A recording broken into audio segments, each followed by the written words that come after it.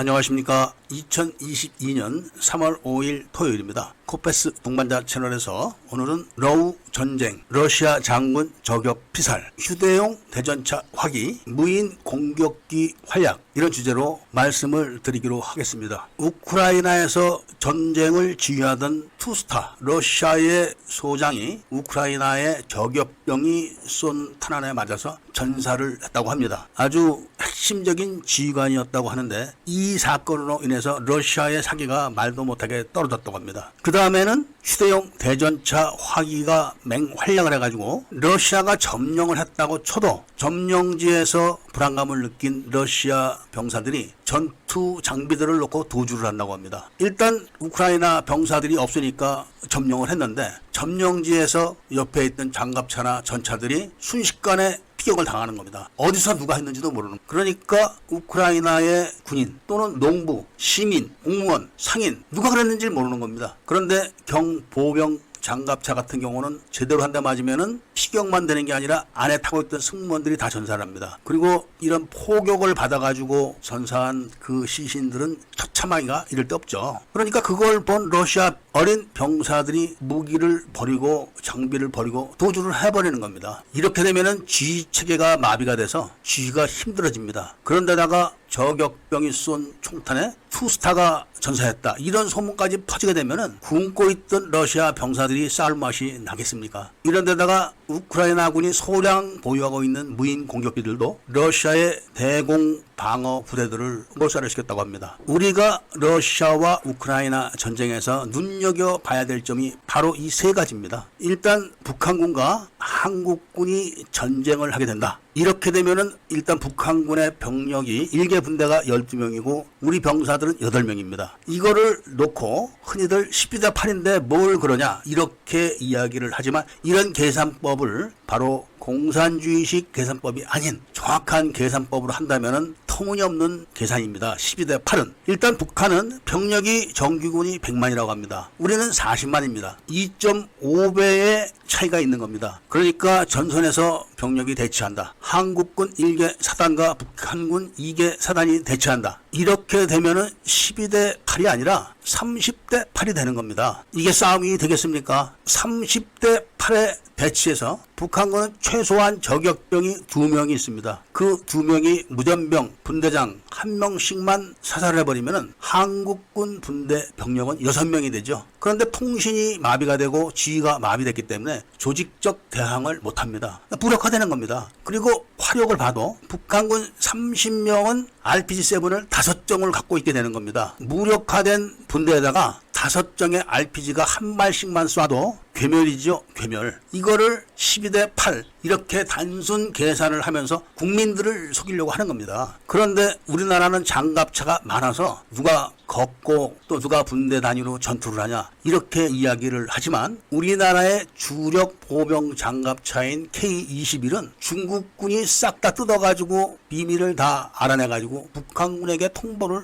해줬습니다. 그러니까 어느 거리에서는 어디를 쏘고 어느 거리에서는 어디를 쏘고 이런 걸 집중적으로 훈련을 받았기 때문에 5정의 RPG-7이 현장에서 숨어가지고 직격을 가하면은 장갑차 안에 타고 있던 병력은 전부 다 괴멸되는 겁니다. 이것은 지어낸 이야기가 아니고 현실을 파악을 하고 러시아 우크라이나 전쟁을 통해서 확인을 한 겁니다. 이런 식으로. 이번에는 우크라이나가 지난 전쟁 때처럼 많은 무인기를 준비를 못했습니다. 그래도 우크라이나가 약 20여 대 정도의 무인 공격기를 갖고 있기 때문에 러시아 지상군들이 한번 뜨거운 맛을 본 다음에는 함부로 진격을 못하는 겁니다. 그런데 무인 공격기의 남북한 현황을 보게 되면은 북한은 전략군 소속으로 무인 공격기 부대가 3,000여 개 정도의 무인 공격기를 보유하고 있습니다. 그런데 한국군은 단 한 기의 무인 공격기도 없고 북한의 무인 공격기 존재를 모른 척을 했기 때문에 대비가 없는 겁니다. 교류도 없는 겁니다. 장비도 없고요. 그런데 이번에 북한이 공개적으로 전략군 소속으로 부대를 옮겼다 이렇게 발표를 했기 때문에 지금부터는 모른 척은 못합니다. 20여 개의 무인 공격기 존재로 러시아군이 주춤주춤 하는데 아무 대책 없는 한국군이 북한군의 3,000여 개의 무인 공격기를 무슨 재간으로 막겠습니까? 이거를 빨리 극복을 해야 된다는 분석이 아주 다급한 겁니다. 분대 병력의 열세, 그리고 휴대용 대전차 화기의 열세, 무인 공격기의 열세 수준이 몇 대 1 이런 게 아니라 10만 대 1, 20만 대 1, 3천 대 1 이런 정도로 벌어져 있기 때문에 이거는 극복을 할 수가 있는 게 아니란 말씀을 드리면서 오늘 이야기를 마치고자 합니다. 구독을 꼭 해주시고 좋아요와 알림 설정을 부탁드리면서 이야기를 들어주셔서 감사드립니다.